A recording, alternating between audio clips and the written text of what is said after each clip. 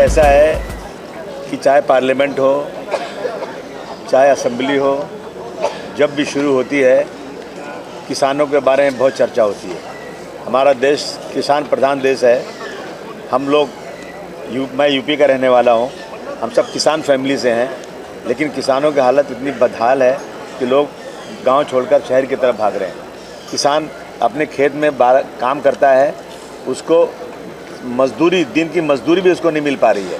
उसकी पत्नी, उसके लड़के सब दिन भर काम करते हैं, लेकिन उसको दिन की जो मजदूरी और किसी कंपनी में काम करने मिलती है वो भी उसको नहीं मिल पा रही, उसकी ज़मीन होने के बाद भी।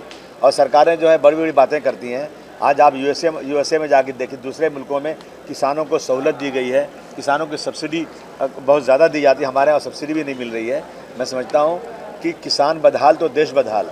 जिस साल बारिश अच्छी होती है और फसल अच्छी होती है, उस हमारा जीडीपी बढ़ जाता है।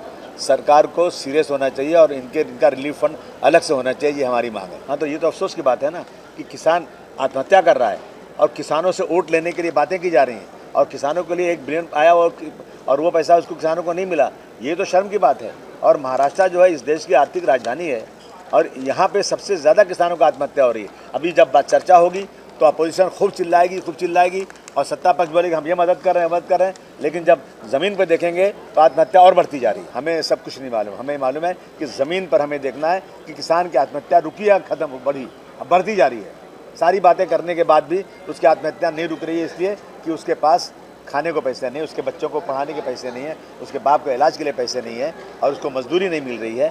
ये हालत हो रही। हर साल कुछ ना कुछ ऊपर से ऐसा कहर आ रहा है, इतनी बारिश हो जाए उसकी फसल पूरी ख़राब हो जा रही है। इसके बाद सरकार को बहुत सीरियस होना चाहिए।